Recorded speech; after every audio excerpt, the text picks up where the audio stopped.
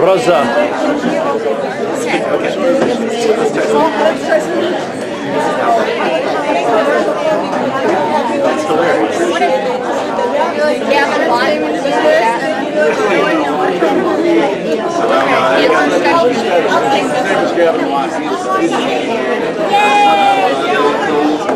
Oh my God.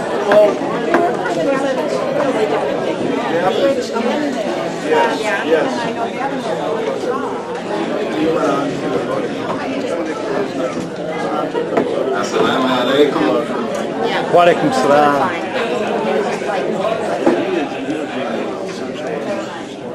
Yeah, if you want to know good things about him, he's talking to us. Very in-depth.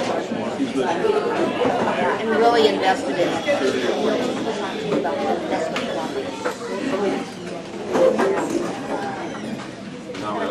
I'm a school teacher, and I used to teach middle school. I used to love being around the first graders. You know, you see the teacher taking them down the hall. I was about to go this for you. That's what they used to do. Anyway, greetings to everyone, and welcome you here tonight. Thank you very much for coming out. I have the honor and pleasure of introducing Dr. Hamdi to you this evening. And before we bring him up, I wanted to say some things about him. And that's a weighted statement, because there's so many things that we could say about him. And when I was thinking about this at home, I was saying, maybe I should tell the gentlemen if their shirts are buttoned tight at the top, maybe they want to loosen the button, because it might take a minute to say everything there is to say about Dr. Hamdi. So I'm going to try to make it a little condensed here, if I can. I first want to talk about Dr. Hamdi's educational background. Hamdi came to us from Cairo, Egypt, and he studied psychology. It's a bachelor's degree in psychology from Ain Shams University in Cairo, and came to the United States to continue his studies in psychology, in the field of psychology, obtaining both a master's degree and a doctorate degree from our esteemed University of Minnesota. And after he finished his educational studies, he embarked upon some professional activities. To share a few of those with you. He has served as a professor at Islamic American University in Southfield, Michigan. He has served as an adjunct professor at the Minneapolis Community Technical College, better known as MCTC. He has also served as an adjunct professor at the North Hennepin Community College, Luther Seminary in St. Paul. Has worked. He has been an instructor at the University of Minnesota in the areas of Middle Eastern Studies, Afro-American and African Studies, and the Educational Psychology Department. He has been a research specialist with the National Center for Educational Outcome, which is also at the University of Minnesota, and a research specialist at the Institute for Community Integration, also at the University of Minnesota. His current professional work involves working as a psychotherapist in the Family Counseling Center in Minneapolis. He is a consultant. He does psychological evaluations, assessment and research for families and children, works with local courts and the legal system in the area of integrating Islamic jurisprudence. He serves as an arbitrator and a mediator with clients towards conflict resolutions, family disputes, mainly with the point of including or bringing, I should say, the Islamic perspective. He also works with Healing Resources for Refugees, the Minnesota Council of Churches, and Refugee Services, all in Minneapolis. Current affiliations. He is the founder and CEO of Al-Wafa Center for Human Services, which is in Minneapolis. He is the founder and president of the Islamic Community Center of Minnesota, Iqra Academy in Minneapolis. He is the co-founder of the Islamic Jurisprudence Council of Minnesota and the co-founder of the Islamic University of Minnesota. He serves on the advisory board of the Muslim Christian Dialogue Center at St. Thomas University. He is a member of the American Psychological Association. He is a member of the Islamic Society of North America. He is a member of the Twin Cities Interfaith Network, TCIN, which is based in Minneapolis. He is a member of the Downtown Senior Clergy Council. He is a member of the University of Minnesota Ministry Coalition. And he is an executive member of the Twin Cities Interfaith Network.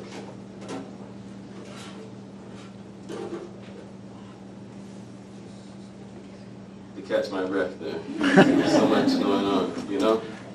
A few more points. I told you there was a lot, and it's all important to help you understand who this man is, because I've always been fascinated by his energy. He has so much energy, it's almost incredible. And just reading all these things, you can kind of get into that with me, okay? One more piece here. He is the senior imam of the Islamic Community Center of Minnesota, Masjid Al-Iman, of which you are sitting in right now. You're sitting in that masjid. He lectures on Islam in public and private schools, colleges, universities, and churches, synagogues, hospitals, and clinics. He presents at Islamic conferences locally and nationally. He serves on interfaith, multi-faith dialogue and panel discussions, television, radio, whatever like that, media coverage, interviews, newspapers, radio, TV, about Muslims and Islam. Any issues that come up nationally or internationally and they want to have professional commentary, they will always come and seek out Dr. Hunter. And he's also involved in healing refugees and adjusting new immigrants, which is a big deal these days because a lot of stress in the immigrant community. So sometimes these people need someone to talk with them and support them. So believe it or not, I could actually say no more, but I will stop.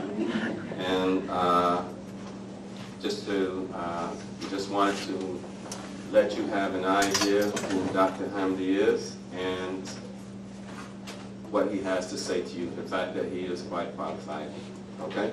So thank you very much. And without any further delay, I would like to present Dr. Hamdi Al-Sawaf.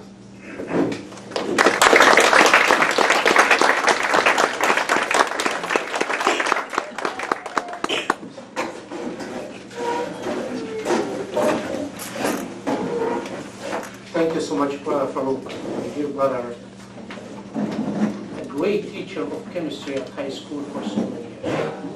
Many generations I know and I'm aware of has been helping not only in teaching, but in instruction, in leadership, and develop a wonderful brotherhood between himself and his students, no matter those students are. And I know his reputation and success, and he has been doing a wonderful job. I'm going to have to tell you, maybe it's a personal issue, how many years back he came to Islam voluntarily, how to adhere to the teaching of Islam and practicing Islam. Thank you so much again, my dear brother, for helping, contributing to our center in here. I was about to take my shirt off because I'm getting so sweat because of what he said. About me, just to share with you. I would love to greet all of you with the greeting of Islam. Assalamu alaikum, peace, mercy, and blessings of God with all of you, upon all of you, my dear respected brothers and sisters in humanity, and the sons and daughters of Adam and Eve. And I cannot forget our dear cousins in here. You know who are my dear cousins around in here? You know Rabbi Marcy. You know Rabbi Saturn. Jewish people are our cousins. That's why I refer to them as our cousins in here. I would love to welcome all of you coming from many places, many churches, many synagogues, in order to share with us iftar in Ramadan, to see what Ramadan is all about. We're really thankful and grateful to all of you to come tonight, to be with us tonight. Before I keep going, would I be kindly asking any clergy here in this room to stand up and introduce yourself? I'm afraid if I do so, I won't be fair to all of you. So please, I will start from back there. Stand up, introduce yourself, who you are, what your affiliation is. Please. I'm Pastor Melissa Pullman. I'm one of the pastors at Central Lutheran Church in downtown. Welcome. Next. I know, Dr. Johnson, you're a professor of psychology at Baylor College, but also you're representing your congregation. Oh, I teach world religions at the Christ Community Moravian Church in Maple Grove as well. And unfortunately, I don't see anybody here today. They will be coming. I do see one of my students from Bethel. We're here till midnight. Don't worry about it. Next. You represent both. Rabbi Zimmerman from Temple Israel. Barry Citron, a rabbi here in the Twin Cities. Welcome. Who's next? Charlie Curry, Community of Christ in Apple Valley. And a member of TCIN, Twin Cities Interfaith Network. The secretary, and he's in the executive there. I know he's shy away not to mention all of these things, but welcome, Charlie. Who's next? Yes. I'm Emily Goldthwait-Fries, a pastor at Mayflower United Church of Christ in South Minneapolis, and we bring you greetings. Welcome. Thank you. Anyone else? I would love to welcome all of you again, and thank you so much for coming. The next episode you will love so much. We designed it to be done as follows. 2 weeks ago, I was invited to Temple Israel by Rabbi Moshe Zimmerman to speak in her temple with her audience for the Jewish people about the month of Ramadan and fasting the month of Ramadan and what Ramadan means to us Muslims. It was one of the greatest experiences ever I had, and in front of all of you and for you, Rabbi Moshe Zimmerman, thank you so much for that wonderful invitation. And in order to be as good as I can, I invited Rabbi Moshe Zimmerman tonight to be with us in order to have a dialogue. So I will call upon her to come forward, please.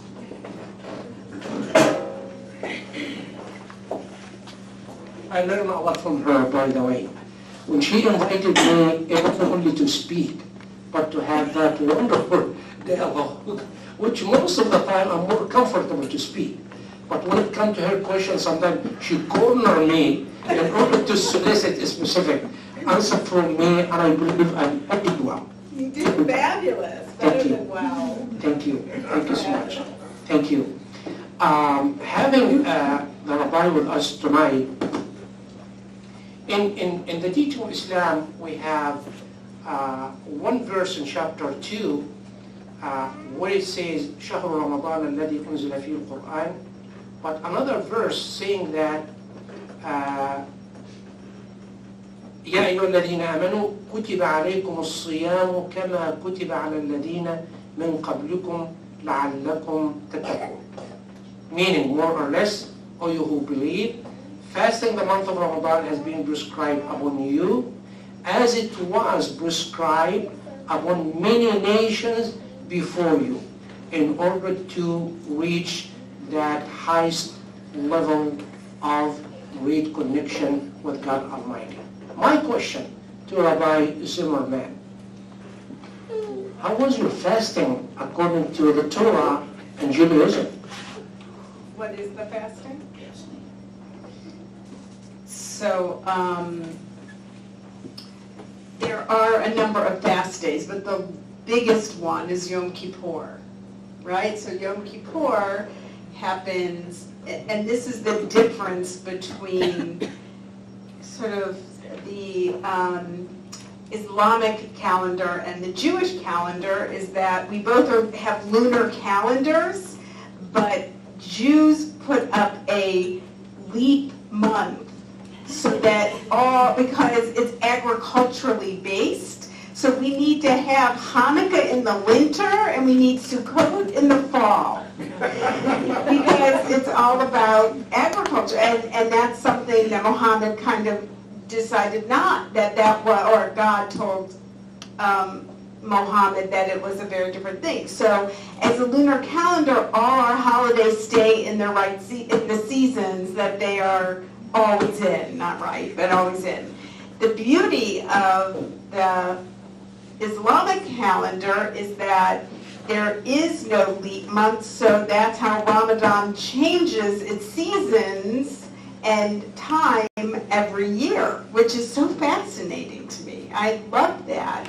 It's very interesting to see that difference. And I know that in the synagogue, Jews really welcomed that insight, because there was this, it was confusing how exactly Ramadan or at least the Jewish calendar and the Islamic calendar kind of are lunar, but they're different. So that's a very interesting. But Yom Kippur is the day of atonement, and again, there are other fast days. The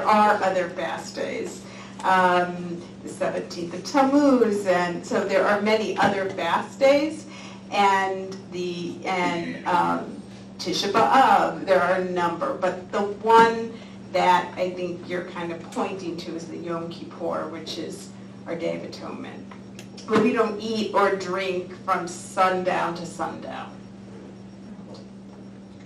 And during that fasting, even if it is one day, no food, no drink for the whole day, and what else beside not eating? Is there any kind of acts of worship, seeking some spiritual teaching, and so on and so forth?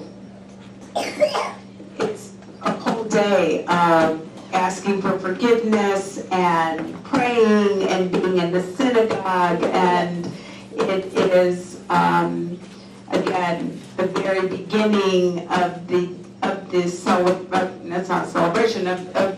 moment when we begin fasting. There's called Nidre. We say this beautiful prayer that says we've sort of untied our vows and now we're going to begin. But it doesn't just happen on Yom Kippur, because for the month before and then 10 days before, there's looking back and figuring out what we've done and how we look at our lives and our deeds. So the sense that you have to ask human beings for forgiveness, you can't go to God to ask for something I did wrong to you. I have to come to you before I go to God.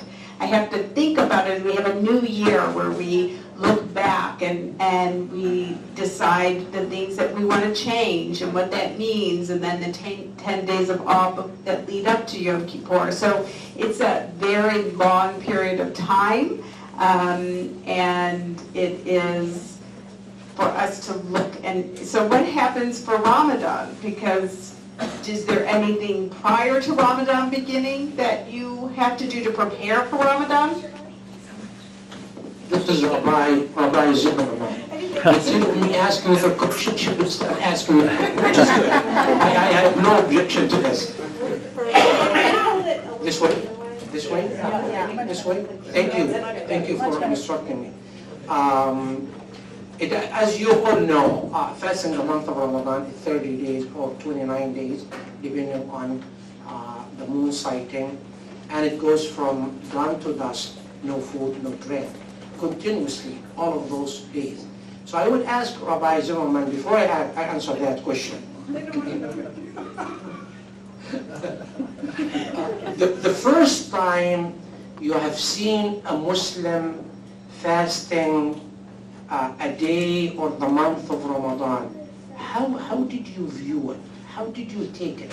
How did you, and I'm sure you have studied, I'm sure, in your study, you studied, Islam, Christianity, Judaism, and so on and so forth. But I'm talking about the first-hand experience seeing a Muslim fasting.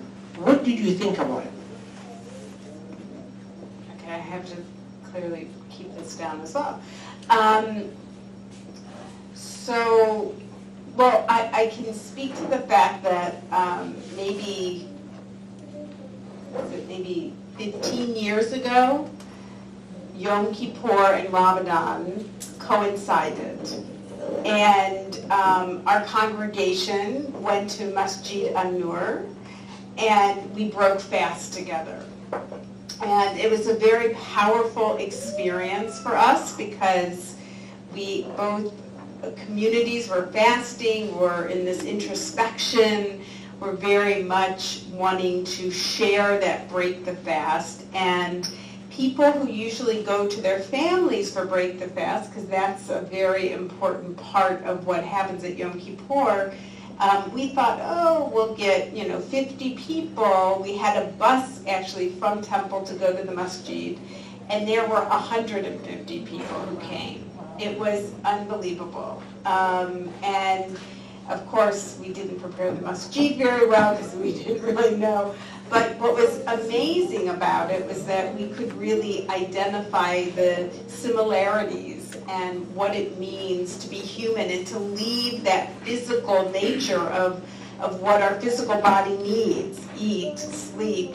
And so the idea of being in that spiritual place together as we had done it from our different paths and our different journeys, but ended up at the very same place of coming to this moment of breaking the fast with a higher level of spirituality. So that was really beautiful. So that was a very powerful, that wasn't the first time I experienced it, but it was a very powerful experience. Now, let me just say, there was no media there at all. They didn't show up. And so no media today. Yeah, no media today. So wouldn't this be a wonderful front page story of the Strip tomorrow that all of us have come together, but it never is, right? They have a different front page story about Islam and Muslims, and it's not a fair one because they don't tell the whole story. And for me, we put out a lot of media hype about that shared break the fast. We contacted a lot of media and no one showed up, which I think is the answer to many Christians and Jews who say, well, why doesn't the Muslim community speak out against extremism? Well, they do, it's just the media doesn't show up. And I think that's really an important piece for all of us to know. As you can tell in here, being together, you're just looking for similarities and feel for each other and know each other more and more and more. And instead of just waiting for the media to tell me as a Muslim what Judaism is or what Christianity is, but having that wonderful experience together, which share that wonderful teaching, whether it is Judaism, Christianity, or Islam, all of them are coming from one source, one God. This is what we have to keep in mind. When I was invited to the Temple of Israel 2 weeks ago, as I shared with you, I found out hundreds of signs, maybe you have seen it, saying blessings of Ramadan. And this is at the Temple Israel. And this is out of the budget, the money of Temple Israel. To have that blessings of Ramadan sign for anyone who would love to have it in front of his or her house.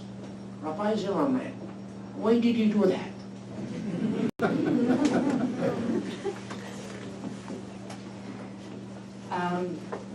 So that's why I invited Dr. Hamdi to speak about what Ramadan is. So when people, last year we got these signs and they went in 2 seconds, right?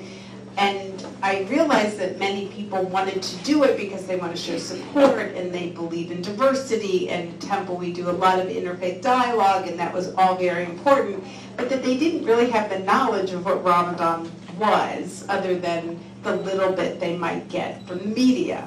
And I realized that this year we did it again, and they flew out equally as quickly, but they had a better understanding after hearing from you what Ramadan actually is and what it means to fast over the month and what it means in Islam to really have these holy days of this month. And so I was just asked today, when I told people I was coming here, what is it like to fast over a month? Like physically, what is it like? And spiritually, what is the goal?